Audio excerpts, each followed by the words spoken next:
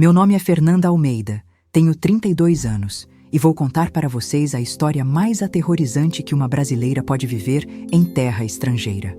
Uma história que deveria ter sido a realização de um sonho, mas que se transformou em 23 dias de puro terror nas montanhas da Indonésia. Se vocês estão aqui me ouvindo neste momento, saibam que estão me ajudando a alertar outras pessoas sobre perigos que existem em lugares que parecem paraísos na Terra. Se inscrevam no canal, porque histórias como essa precisam ser contadas, precisam chegar aos ouvidos de quem sonha em viajar pelo mundo sem saber dos riscos que pode enfrentar. Era julho de 2023 e eu estava realizando o sonho da minha vida, uma viagem solo pela Ásia. Trabalhava como enfermeira há 10 anos, tinha juntado dinheiro durante 2 anos para fazer essa viagem. Queria conhecer culturas diferentes, paisagens exóticas, viver experiências que só se vê em documentários. A Indonésia estava no topo da minha lista por causa dos seus vulcões ativos, especialmente o Monte Bromo, que eu queria escalar para ver o nascer do sol do topo. Cheguei em Yogyakarta numa terça-feira, depois de quase 20 horas de viagem saindo de São Paulo. Estava cansada, mas animada demais para descansar.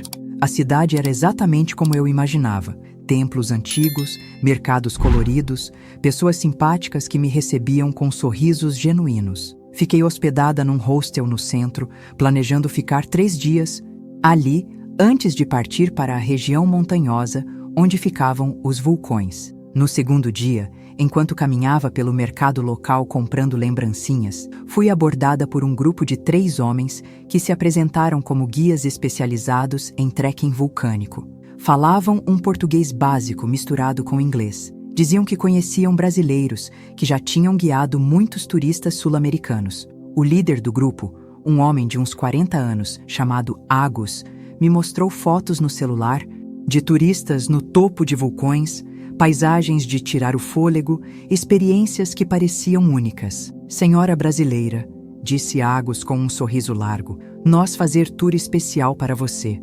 Levar você lugar secreto, vulcão que turista normal não conhece. Muito mais bonito que Monte Bromo, muito mais aventura. As fotos que me mostrou eram realmente impressionantes.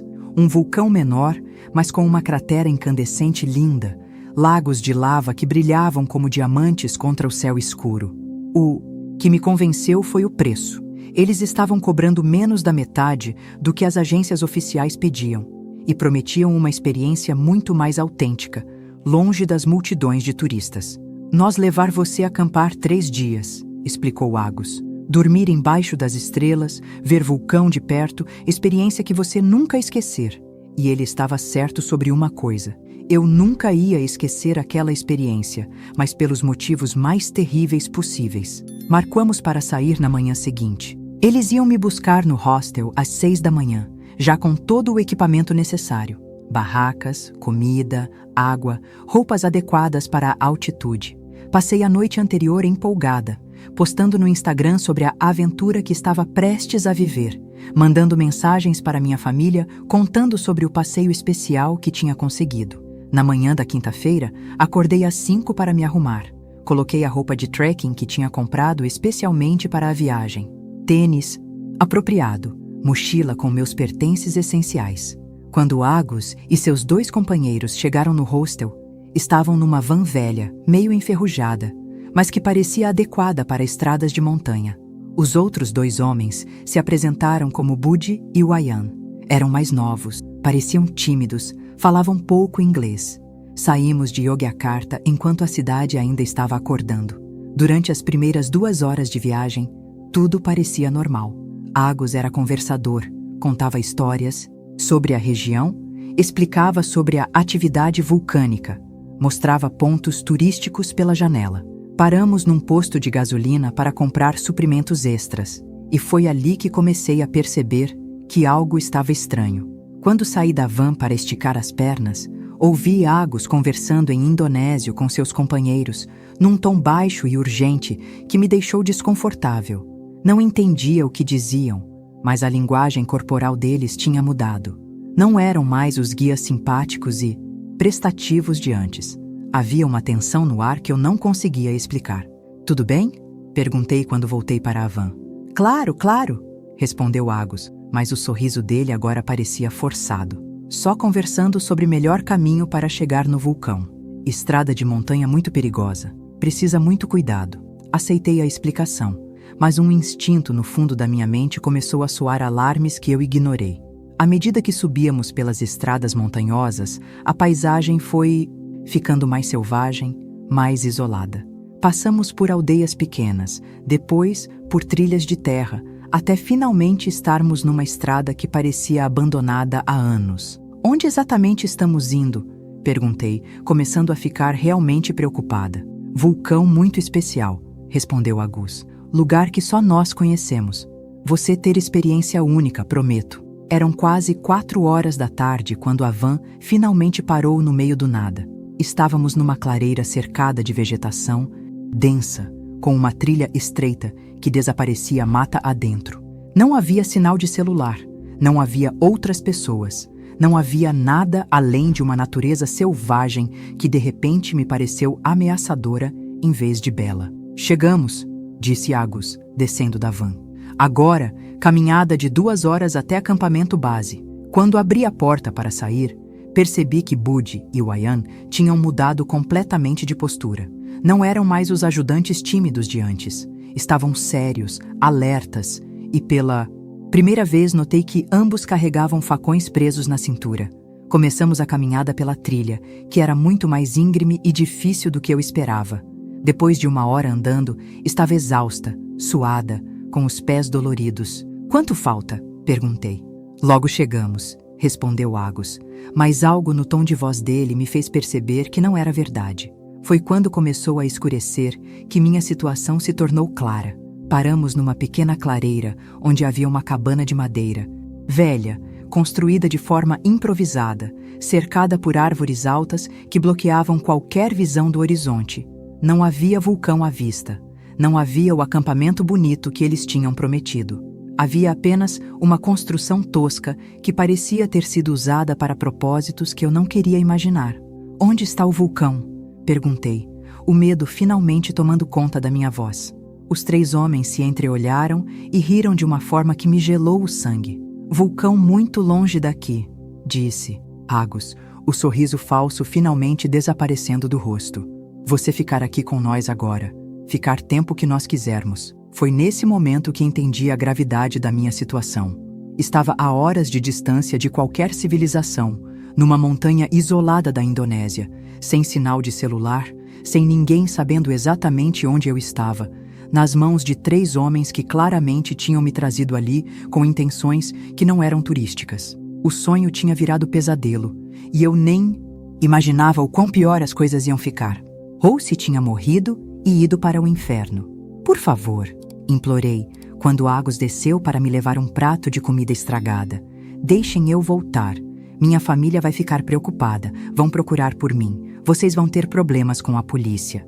Ele riu daquela risada cruel que eu aprenderia a odiar nos dias seguintes. Sua família muito longe daqui, disse ele. Ninguém saber onde você está. Aqui nós fazemos o que queremos com você. Foi então que descobri o verdadeiro propósito daquele sequestro. Não era dinheiro que eles queriam, não era resgate. Era muito pior. Eles tinham uma rede de turistas estrangeiras que atraíam para lugares isolados, onde as mantinham como prisioneiras para satisfazer desejos doentios de homens que pagavam para ter acesso a mulheres indefesas. Eu era apenas mais uma mercadoria no catálogo de horrores deles. Você muito bonita, disse Budi na segunda noite, descendo no porão com uma corda nas mãos. Muitos homens vão gostar de você, mas primeiro nós vamos nos divertir um pouco. O que aconteceu naquela noite me marcou de formas que eu nem sabia serem possíveis. Eles me amarraram numa cadeira de madeira improvisada, rasgaram minhas roupas, me tocaram de formas nojentas enquanto tiravam fotos com celulares velhos. A humilhação era pior que a dor física. Ver aqueles homens rindo, fazendo comentários em indonésio que eu não entendia, mas sabia que eram sobre meu corpo, me tratando como um objeto, em vez de um ser humano, quebrou algo dentro da minha alma que levou muito tempo para ser reparado. Era como se eles estivessem destruindo não só meu corpo, mas minha dignidade, minha humanidade. Durante o dia, eles me forçavam a fazer trabalhos pesados, cortar lenha, carregar água de um riacho distante, limpar a cabana imunda. Meus pés ficaram em carne viva porque tiraram meus tênis e me obrigavam a andar descalça pelas pedras cortantes. Minhas mãos sangravam por causa do trabalho forçado com ferramentas enferrujadas. Cada dia era uma nova forma de tortura disfarçada de tarefa, mas o pior ainda estava por vir. No 5º dia de cativeiro, chegaram outros homens. Eram clientes, pessoas que pagavam para ter acesso às prisioneiras. O primeiro foi um homem europeu, de uns 50 anos, que falava inglês com sotaque alemão. Quando me viu, sorriu de uma forma que me deu náusea. "Essa é perfeita", disse ele para Agus. "Quanto tempo posso ficar com ela?" O que se seguiu foram horas de abuso que eu não vou conseguir descrever completamente, porque ainda dói demais lembrar. Aquele homem me fez coisas que nenhuma mulher deveria passar. Me humilhou de formas que eu nem sabia que existiam. Me tratou como se eu fosse menos que um animal. E o pior de tudo, Agus e seus companheiros assistiam, riam, davam sugestões, como se fosse um entretenimento para eles. Entre os clientes, havia homens de várias nacionalidades. Um japonês que gostava de machucar, um australiano que fazia exigências doentias, um americano que filmava tudo o que fazia comigo. Cada um era pior que o anterior.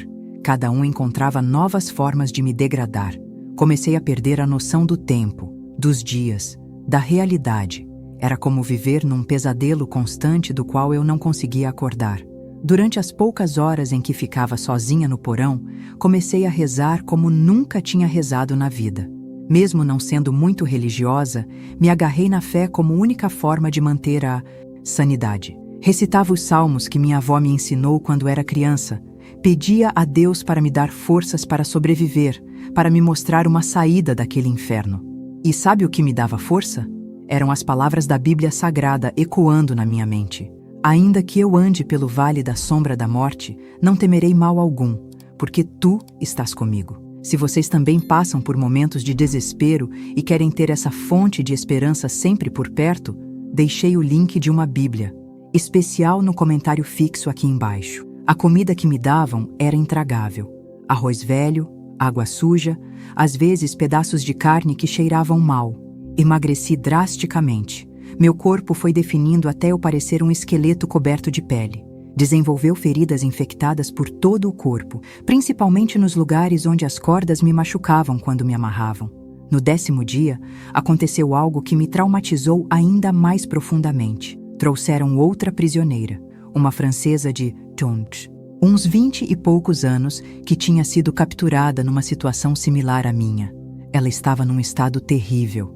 Claramente tinha passado por abusos piores que os meus. Falava de forma incoerente, parecia ter perdido o juízo. "Marie", ela sussurrava constantemente. "Onde está Marie?" Descobri depois que Marie era sua irmã gêmea, que tinham viajado juntas para a Indonésia e foram separadas quando foram capturadas. A francesa, que se chamava Claire, me contou durante nossos poucos momentos juntas que Marie tinha tentado fugir e foi morta como exemplo para as outras prisioneiras. Ver o estado mental de Claire me fez entender que meu destino podia ser ainda pior do que eu imaginava. Não era só questão de sobreviver aos abusos físicos, era questão de manter a sanidade em meio a um horror que parecia não ter fim. Quantas outras mulheres tinham passado por aquela cabana? Quantas nunca conseguiram sair vivas? Foi nessa época que comecei a planejar minha fuga. Durante os trabalhos forçados, observava cada detalhe do terreno, cada trilha que levava para fora dali, cada momento em que ficava sem vigilância. Era arriscado demais tentar escapar sozinha numa montanha que eu não conhecia, mas ficar significava morrer lentamente, e eu preferia arriscar uma morte rápida tentando fugir. A oportunidade que eu esperava não veio. Em vez disso, no 15º dia, aconteceu algo que quase me matou de horror. Claire tentou se matar enfiando um pedaço de madeira pontudo no próprio pescoço. Não conseguiu morrer, mas o ferimento era terrível, sangrava sem parar. Em vez de levá-la para um hospital, eles simplesmente a deixaram sangrando no porão, dizendo que se sobrevivesse, sobreviveu, se morresse, morreu. Passei 3 dias cuidando de Claire com os poucos recursos que tinha, tentando estancar o sangramento com pedaços de pano, dando água para ela, limpando o ferimento como podia. Ela morreu nos meus braços no 3º dia, sussurrando o nome da irmã até o último suspiro. Ver uma pessoa morrer daquele jeito, sabendo que eu podia ser a próxima, quebrou completamente qualquer esperança que eu ainda tinha. Foi depois da morte de Claire que os abusos ficaram ainda piores, como se a morte dela tivesse excitado ainda mais a crueldade dos meus captores. Agus começou a inventar torturas psicológicas, além das físicas. Me obrigava a cavar um buraco que ele dizia ser minha própria cova, me forçava a escrever cartas de despedida para minha família, me mostrava fotos de outras prisioneiras que tinham sido mortas quando não serviam mais. Entretenimento principal daquela noite macabra. Quando vi o grupo chegando na cabana, soube imediatamente que minha vida estava prestes a mudar para algo ainda pior. Eram 5 homens de meia-idade, bem vestidos, com aparência de empresários respeitáveis, mas nos olhos deles havia uma crueldade que me fez tremer de pavor. Falavam em inglês entre si, rindo alto, comentando sobre minhas características físicas como se eu fosse gado no matadouro. "Esta é a brasileira?" perguntou um deles, um homem careca com um anel dourado caro. "Perfeita. Vamos nos divertir muito esta noite." A forma como ele disse "divertir" soou como sentença de morte. Agus explicou as regras do jogo. Eles podiam fazer o que quisessem comigo, contanto que me mantivessem viva até o final. Era a única limitação. Me arrastaram para fora do porão e me amarraram numa árvore no meio da clareira, com cordas tão apertadas que cortavam a circulação dos meus braços e pernas. O que se seguiu foram 8 horas de tortura sistemática que transformaram meu corpo num mapa de dor e humilhação. Eles usaram ferro quente para fazer marcas na minha pele, cortaram pedaços pequenos da minha orelha com lâminas afiadas, queimaram cigarros nas solas dos meus pés. Mas o pior não era a dor física, era a psicológica. Eles filmavam tudo, dizendo que iam mandar os vídeos para minha família no Brasil, que iam postar na internet para o mundo inteiro ver. Me forçavam a implorar por misericórdia em português para as câmeras, me obrigavam a dizer coisas horríveis sobre mim mesma enquanto riam e aplaudiam. Um dos homens, que se apresentou como doutor de algum país europeu, tinha conhecimentos médicos que usava para prolongar meu sofrimento. Ele sabia exatamente onde cortar para causar máxima dor sem me matar, onde aplicar pressão para me fazer desmaiar e como me reanimar quando eu perdia a consciência. Era uma ciência do sofrimento que me fez entender que existe maldade no mundo, que vai além da compreensão humana normal. Durante aquela noite interminável, morri várias vezes em pensamento. Cada vez que a dor ficava insuportável, minha mente se desligava, como se minha alma estivesse tentando escapar do corpo que estava sendo destruído. Havia momentos em que eu realmente achava que tinha morrido e estava no inferno, sendo torturada por demônios eternamente. Quando o sol nasceu e os homens finalmente se cansaram de me torturar, eu estava num estado que mal podia ser considerado humano. Meu corpo era uma massa de feridas abertas, queimaduras e cortes. Não conseguia me mover sem sentir dores excruciantes. Não conseguia falar porque minha garganta estava destruída de tanto gritar. Eles me jogaram de volta no porão como se eu fosse lixo. Passei os 3 dias seguintes delirando de febre, infecção e trauma. Não conseguia distinguir realidade de alucinação, presente de passado. Via minha mãe me chamando para casa. Via Claire ainda viva me pedindo ajuda. Via os torturadores da noite anterior rindo e voltando para terminar o trabalho. Minha mente estava se fragmentando em pedaços que eu não sabia se conseguiria juntar novamente. Foi durante esse período de delírio que Agus tomou uma decisão que mudaria tudo. Ele tinha recebido uma proposta de um comprador no Sudeste Asiático, alguém que colecionava mulheres ocidentais para sua propriedade particular. O valor oferecido por mim era alto o suficiente para compensar-me, vender em vez de continuar alugando meus serviços. "Você vai para lugar novo", disse ele quando desceu para me ver no 4º dia depois da tortura. "Homem muito rico quer comprar você. Vai ser vida melhor. Não vai mais precisar receber visitas aqui." Mas a expressão no rosto dele não era de alguém me oferecendo vida melhor. Era de alguém que estava se desfazendo de mercadoria danificada antes que perdesse todo o valor. A preparação para a venda foi outro tipo de tortura. Eles me obrigaram a tomar banho com água gelada para limpar as feridas, me vestiram com roupas que mais pareciam fantasia sexual, me maquiaram para esconder os hematomas mais visíveis. Era uma paródia grotesca de preparação para um encontro, quando, na verdade, estava sendo preparada para ser vendida como escrava sexual. Durante esse processo, consegui ouvir parte de uma conversa entre Agus e Budi sobre o transporte. Iam me levar para um porto numa cidade costeira, onde um barco estaria esperando para me transportar para outro país. A viagem ia durar vários dias, e havia muitas mulheres sendo transportadas juntas no mesmo carregamento. Foi então que entendi que minha situação era ainda pior do que imaginava. Não era apenas vítima de um grupo isolado de criminosos. Era parte de uma rede internacional de tráfico humano, uma operação organizada que movia mulheres pelo Sudeste Asiático como se fossem mercadorias. Quantas brasileiras tinham passado por isso? Quantas estavam neste momento em situações similares? Na noite anterior ao transporte, aconteceu algo inesperado. O Ayan, que sempre foi o mais quieto do grupo, desceu ao porão durante a madrugada. Esperava outro abuso, mais uma sessão de torturas. Mas em vez disso, ele se ajoelhou ao meu lado e começou a chorar. "Sinto muito", ele disse em inglês quebrado. "Isto errado, muito errado. Minha irmã sumiu assim também. Levaram ela, nunca mais voltou. Durante alguns minutos, vi nele, não o monstro que tinha me torturado, mas um homem atormentado por suas próprias escolhas, alguém que tinha se tornado cúmplice de crimes que o assombravam. Por favor", implorei, "me ajuda a sair daqui. Você sabe que isso está errado. Sua irmã, ela pode estar passando pelo mesmo que eu." Por um momento, vi hesitação nos olhos dele. Por um momento, achei que talvez ele tivesse consciência suficiente para me ajudar. Mas então ele balançou a cabeça e se levantou. "Não posso", disse. Ele. "Agus me mata se descobrir. Sinto muito." E saiu, me deixando com uma fagulha de esperança que foi imediatamente esmagada pela realidade. Mesmo quando um dos meus captores mostrava remorso, não havia escape possível.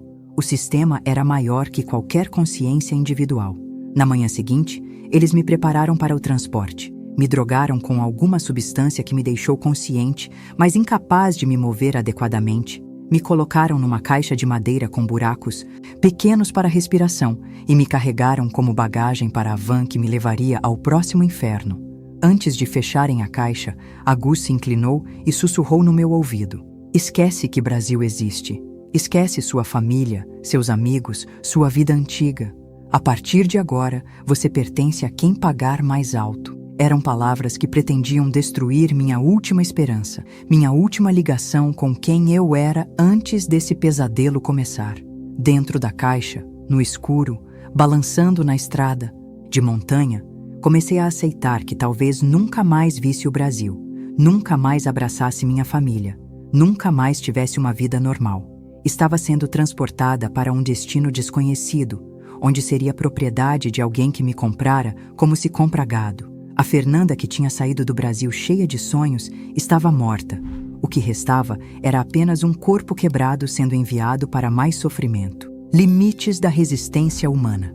Eram pelo menos 10 horas de estrada, balançando violentamente, respirando um ar rarefeito pelos pequenos furos, com o corpo todo dolorido se chocando contra as paredes de madeira a cada curva.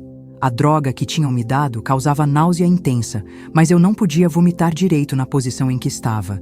Então engolia de volta o próprio vômito repetidamente. Pior que a dor física era o terror psicológico de não saber para onde estava sendo levada. Minha imaginação criava cenários cada vez mais aterrorizantes. Um porão subterrâneo onde nunca mais veria a luz do sol. Um navio que me levaria para algum país onde eu não existiria oficialmente. Um bordel em alguma cidade remota onde seria escrava sexual até morrer de doenças ou exaustão. Quando a van finalmente parou e ouvi vozes do lado de fora, senti um misto de alívio por sair da caixa e terror absoluto pelo que estava por vir. Abriram a tampa e a luz do sol me cegou momentaneamente. Estava num porto marítimo, cercada de containers, navios enormes e o cheiro salgado do mar. O barulho era ensurdecedor. Guindastes trabalhando, caminhões passando, pessoas gritando em idiomas que eu não reconhecia. "Chegamos", disse Agus, me puxando para fora da caixa com violência desnecessária. Mal conseguia ficar em pé, meu corpo estava entorpecido e quebrado depois de tantas horas espremida. Foi quando vi que não era a única mercadoria sendo entregue.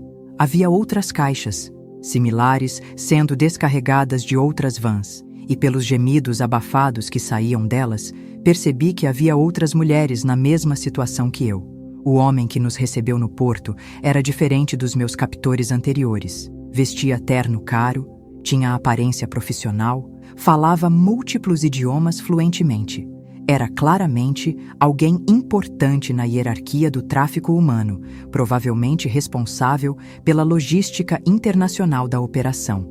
Para ele, éramos apenas números numa planilha, mercadorias sendo transferidas de um fornecedor para um cliente.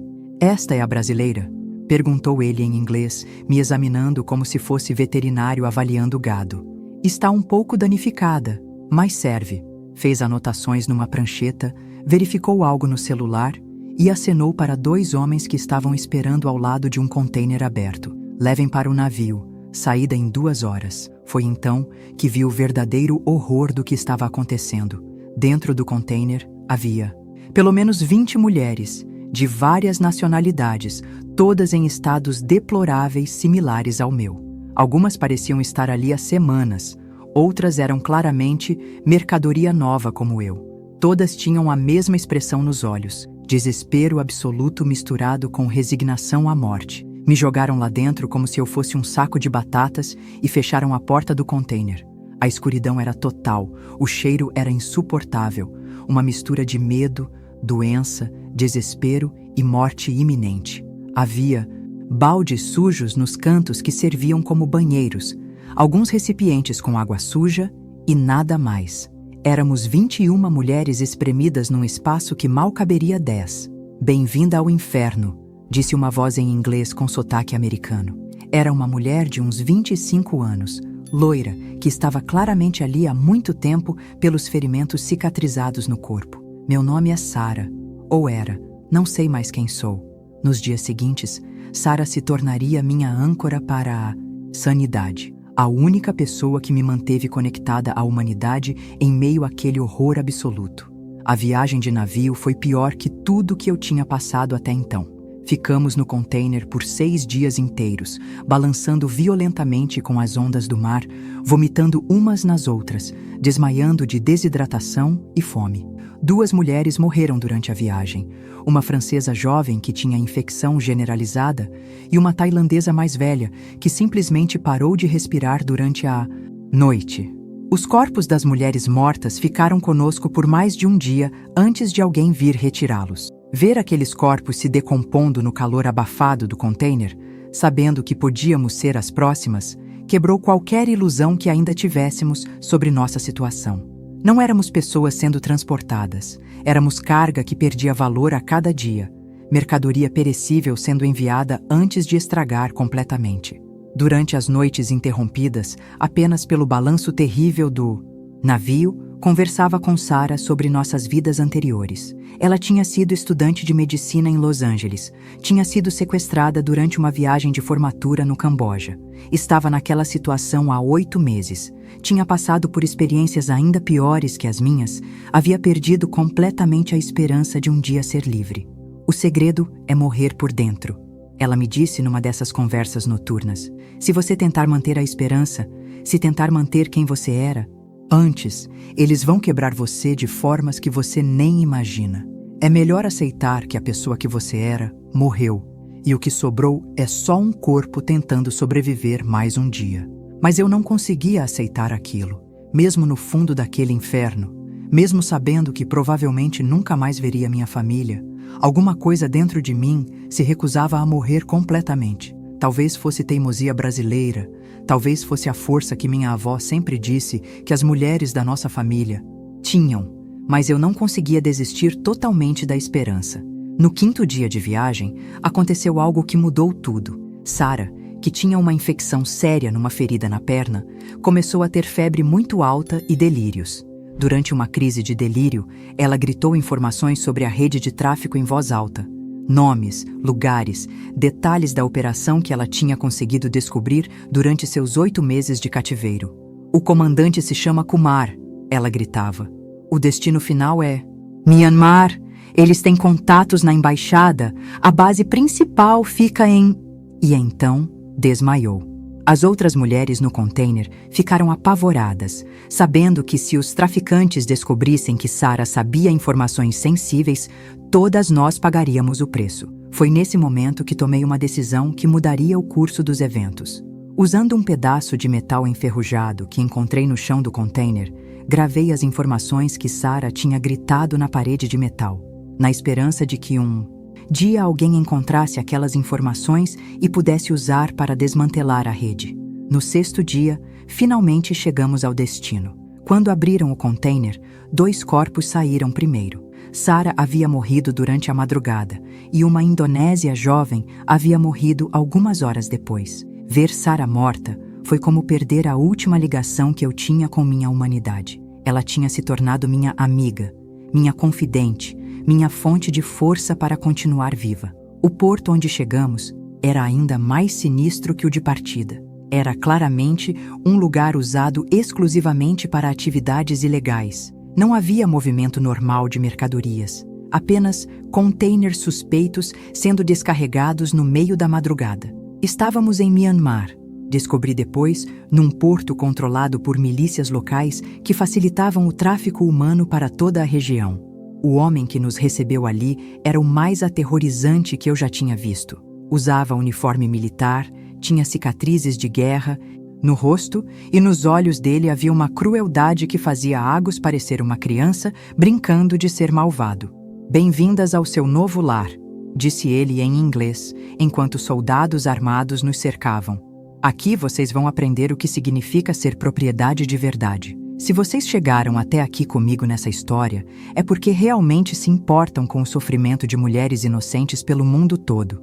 Por favor, se inscrevam no canal, compartilhem essa história, porque precisamos alertar outras pessoas sobre os perigos que existem por aí.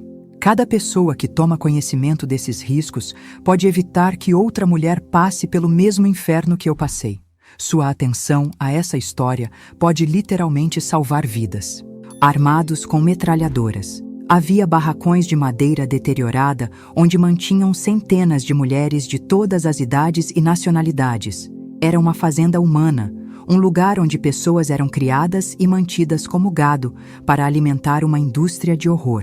"Vocês agora são propriedade do General Chen", anunciou o comandante enquanto nos marchava através do complexo. "Ele decidirá o destino de cada uma. Algumas vão trabalhar nos bordéis das cidades, outras vão ser vendidas para compradores particulares, algumas vão ser usadas para experiências médicas." A forma casual como ele listava nossos possíveis destinos, como se estivesse falando sobre distribuição de mercadorias, me fez entender que tinha chegado ao último círculo do inferno humano. Me jogaram num barracão superlotado, onde havia pelo menos 50 outras mulheres. O cheiro era insuportável, uma mistura de doença, medo, desespero e morte. Muitas estavam claramente doentes, outras tinham ferimentos graves, sem tratamento. Algumas simplesmente olhavam para o vazio com os olhos mortos de quem havia perdido toda a humanidade. Era como um campo de concentração moderno, escondido na selva de Myanmar. Nos primeiros dias ali, entendi como o sistema funcionava. Éramos acordadas antes do amanhecer para trabalho forçado. Carregávamos suprimentos, limpávamos instalações, construíamos novos barracões para mais prisioneiras. A comida era escassa e intragável, a água era limitada e muitas vezes contaminada. Qualquer resistência era punida com espancamentos públicos que serviam de exemplo para as outras. Mas o pior eram as seleções diárias. Soldados passavam pelos barracões, escolhendo mulheres para diferentes propósitos. Algumas eram levadas para entreter oficiais visitantes, outras eram enviadas para bordéis nas cidades. Algumas simplesmente desapareciam e nunca mais eram vistas. Era uma loteria macabra, onde todos os prêmios eram diferentes formas de tortura e abuso. Foi no meu 5º dia no campo que aconteceu algo que me marcou para sempre. Uma jovem tailandesa de uns 16 anos, que estava grávida de cerca de 6 meses, entrou em trabalho de parto prematuro. Não havia assistência médica, não havia medicamentos, não havia nem condições básicas de higiene.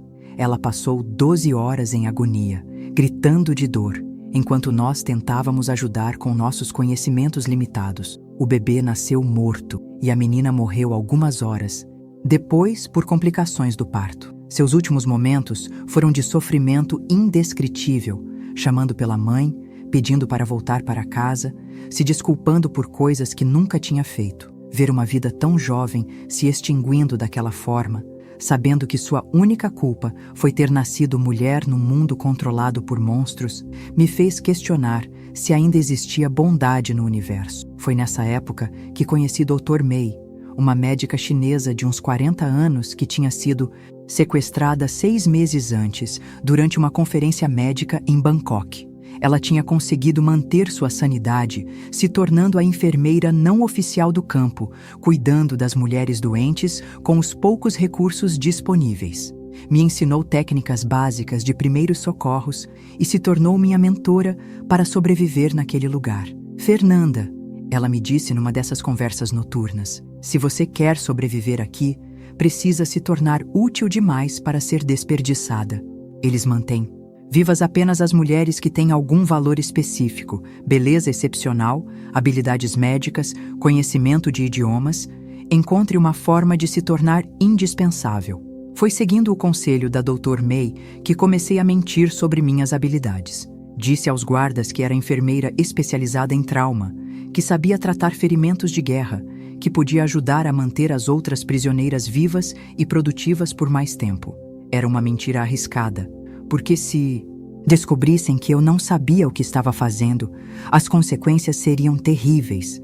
Mas a estratégia funcionou.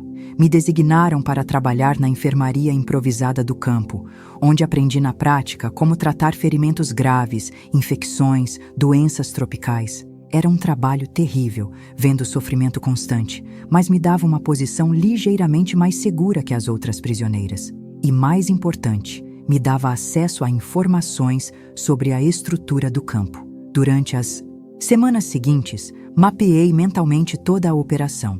Descobri que o campo era uma parada temporária numa rota maior de tráfico humano. Mulheres chegavam constantemente e eram redistribuídas para diferentes destinos. Havia contatos com oficiais militares corruptos, políticos locais, empresários internacionais. Era uma operação gigantesca que movia milhares de pessoas por ano. O mais chocante foi descobrir que havia brasileiras no sistema há anos. Uma mulher de Minas Gerais que tinha desaparecido durante uma viagem para a Tailândia em 2019. Uma carioca que tinha sumido no Vietnã em 2020. Quantas brasileiras estavam perdidas nessa rede? Quantas famílias no Brasil ainda esperavam por notícias que nunca chegariam? Foi no 18º dia no campo que tudo mudou. Dr. Mei veio correndo até a enfermaria com uma expressão que misturava terror e esperança. Fernanda, ela sussurrou. A movimentação estranha no quartel-general.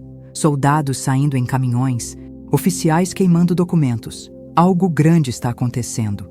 Durante a noite, ouvimos sons distantes que pareciam tiros e explosões. Os guardas estavam agitados, falando em birmanês numa velocidade que deixava claro que estavam com medo. Algumas das prisioneiras mais experientes disseram que reconheciam os sinais. Era possível que forças governamentais ou internacionais estivessem atacando o complexo. Na manhã seguinte, a confirmação veio de forma dramática. Helicópteros militares apareceram no horizonte e, minutos depois, soldados com uniformes diferentes começaram a cercar o complexo. Era uma operação de resgate. Depois de 23 dias de inferno, depois de perder toda a esperança, a ajuda estava chegando. Mas os traficantes não iam desistir facilmente. Começaram a executar prisioneiras sistematicamente, tentando destruir evidências antes de serem capturados. O som de tiros ficou mais próximo, gritos de desespero ecoavam pelos barracões. Era uma corrida. Contra o tempo, os soldados do resgate conseguiriam chegar até nós antes que fôssemos todas mortas? Dr. Mei me puxou para debaixo de uma cama na enfermaria. Fique quieta, ela sussurrou, e reze para que sejamos encontradas antes que eles cheguem aqui. Ficamos ali, abraçadas, ouvindo a batalha se aproximar, sabendo que nossa vida dependia de minutos, talvez segundos. Foi quando ouvi vozes gritando em inglês que soube que estávamos salvas. Clear! Clear! Survivors here! A porta da enfermaria se abriu e soldados com uniformes da ONU entraram, armas em punho, mas com expressões de alívio quando nos viram vivas. Era o exército de Myanmar, apoiado por forças internacionais numa operação conjunta para desmantelar a rede de tráfico. "You're safe now", disse um oficial americano, se ajoelhando ao meu lado. "We're here to take you home." Quando ouvi essas palavras em inglês, desabei em choro. Não era só alívio, era a confirmação de que eu ainda estava viva, de que ainda era humana, de que havia esperança no mundo mesmo depois de tanto horror. O resgate foi apenas o começo de uma longa jornada de volta à vida. Mas naquele momento, sendo carregada para um helicóptero militar, vendo o campo de horror se afastar embaixo de mim, senti pela primeira vez em 23 dias que talvez fosse possível voltar a ser Fernanda Almeida, a enfermeira brasileira que um dia teve sonhos simples de conhecer o mundo. A volta ao mundo dos vivos foi quase tão traumática quanto o cativeiro em si. Quando o helicóptero pousou na base militar em Yangon, capital de Myanmar, fui imediatamente levada para um hospital militar, onde passei 2 semanas em cuidados intensivos. Meu corpo estava destruído, pesava menos de 40 quilos, tinha infecções generalizadas, cicatrizes profundas por todo o corpo e o que os médicos chamaram de trauma físico e psicológico severo. Mas o mais difícil não era a recuperação física, era aceitar que estava realmente livre, que ninguém mais ia me machucar, que eu podia falar, chorar, dormir sem medo de ser torturada novamente. Durante as primeiras semanas, acordava gritando todas as noites, me escondia embaixo da cama do hospital quando ouvia vozes masculinas, entrava em pânico quando alguém tocava em mim, mesmo que fosse para cuidados médicos. A equipe médica e psicológica que me atendeu era especializada em vítimas de tráfico humano. Eles sabiam exatamente pelo que eu tinha passado, porque infelizmente casos como o meu não eram raros na região. A psicóloga, Dr. Sarah Williams, uma americana que trabalhava com a ONU há 15 anos, me explicou que o que eu estava sentindo era normal para sobreviventes de trauma extremo. "Fernanda", ela me disse durante uma de nossas sessões, "você passou por algo que está além da experiência humana normal. Seu cérebro ainda está tentando processar que você sobreviveu, que está segura agora. Vai levar tempo para você acreditar realmente que acabou." E ela estava certa. Levou meses para eu começar a acreditar que estava realmente livre. Durante o tratamento no hospital, fui visitada por agentes da Interpol, FBI, Polícia Brasileira e várias organizações internacionais de combate ao tráfico humano. Eles queriam todos os detalhes da minha experiência, não só para me ajudar, mas para usar meu testemunho para desmantelar a rede criminosa. As informações que Sarah tinha gritado no container e que eu tinha gravado na parede de metal foram cruciais para localizar outras células da organização. O que descobrimos durante os interrogatórios foi ainda mais chocante do que eu imaginava. A rede que me sequestrou era uma das maiores organizações de tráfico humano do Sudeste Asiático, operando há mais de 20 anos. Eles tinham conexões em mais de 15 países, movimentavam milhares de pessoas por ano e geravam lucros de centenas de milhões de dólares. Eu era apenas um número numa operação industrial de escravização humana. Mais importante, havia pelo menos 50 brasileiras desaparecidas na região nos últimos 5 anos, todas em circunstâncias similares às minhas. Turistas que saíram para passeios e nunca mais voltaram. Mulheres que desapareceram durante viagens solo. Jovens que foram atraídas por falsas promessas de trabalho. Meu caso não era isolado. Era parte de um padrão sistemático de captura de mulheres brasileiras. A operação de resgate que me salvou foi resultado de anos de investigação internacional. Agentes infiltrados, interceptação de comunicações, rastreamento de movimentações financeiras. O campo onde estive presa foi apenas um dos 12 complexos similares descobertos e atacados simultaneamente. Mais de 500 mulheres foram resgatadas naquela operação, vindas de mais de 30 países diferentes, mas nem todas tiveram a sorte de sobreviver. Durante os ataques aos complexos, muitas prisioneiras foram mortas pelos traficantes antes que pudessem ser resgatadas. Outras estavam em estado de saúde tão precário que não resistiram aos primeiros cuidados médicos. Das 50 mulheres que estavam no meu barracão, apenas 23 sobreviveram tempo suficiente para serem hospitalizadas. Dr. Mei, a médica chinesa que me ensinou a sobreviver, também foi resgatada, mas não resistiu.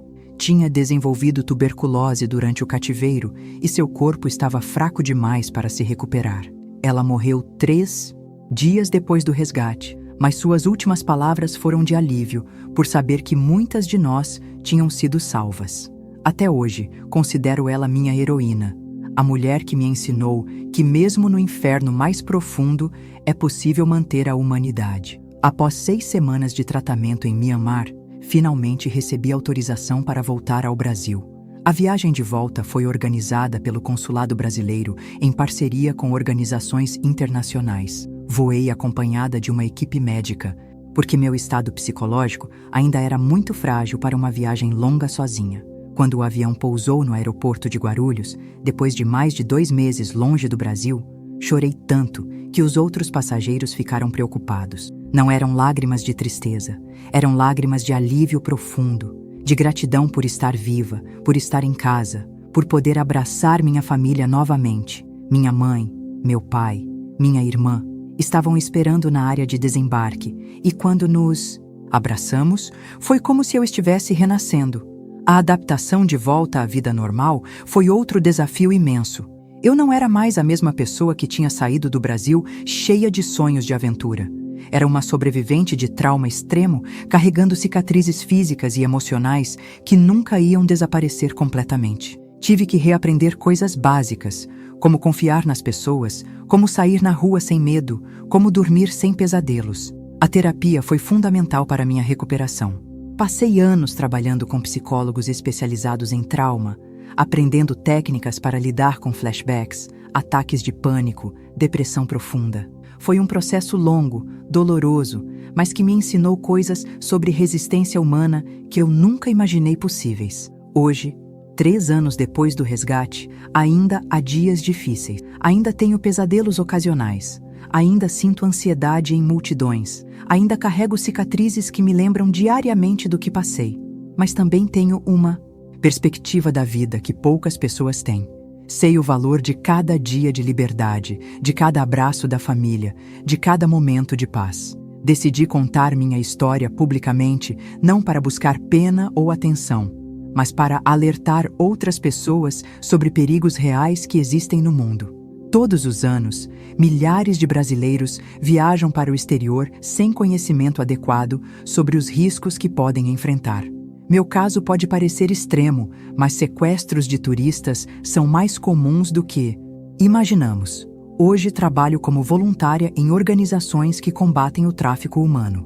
Uso minha experiência para ajudar na identificação de redes criminosas, no treinamento de agentes de segurança, no apoio a outras sobreviventes. É uma forma de dar significado ao sofrimento que passei, de transformar trauma em ferramenta para proteger outras pessoas. A investigação do meu caso levou à prisão de dezenas de criminosos em vários países. Agus e seus companheiros foram capturados na Indonésia e condenados à prisão perpétua. O general Chen foi morto durante a operação de resgate. A rede que me sequestrou foi desmantelada, seus bens confiscados, suas operações interrompidas. Foi uma vitória importante na luta contra o tráfico humano. Se vocês chegaram até o final desta história, é porque têm corações que se importam com o sofrimento dos outros. Por favor, se inscrevam neste canal, compartilhem esta história, porque conhecimento pode salvar vidas. Cada pessoa que toma consciência desses riscos pode evitar que outra família passe pelo desespero que a minha passou. Cada história compartilhada é uma vida potencialmente salva. Nos comentários, contem suas próprias experiências de viagem, compartilhem dicas de segurança, ofereçam apoio a quem precisa. Vamos criar aqui uma comunidade que se protege mutuamente, que se informa sobre riscos reais, que transforma a consciência em prevenção. Quero terminar com uma mensagem de esperança. Mesmo depois do horror mais extremo, é possível reconstruir a vida. Mesmo depois de perder tudo, é possível encontrar significado novamente. Mesmo depois da escuridão mais profunda, é possível voltar a ver luz. Se você está passando por algum trauma, por alguma dificuldade que parece impossível de superar, saiba que há ajuda disponível. Há pessoas que se importam. Há sempre uma razão para continuar lutando. Obrigada por me ouvirem. Obrigada por se importarem. Obrigada por serem parte da solução. Juntos, podemos tornar o mundo um lugar mais seguro para todos nós. E lembrem-se, vocês nunca estão sozinhos. Sempre há alguém disposto a ajudar. Sempre há esperança. Sempre vale a pena continuar vivo. Que Deus proteja cada um de vocês em suas jornadas e que minha história sirva de alerta para que ninguém mais precise passar pelo que eu passei. A vida é preciosa, a liberdade é sagrada e todos nós merecemos viver em paz e segurança.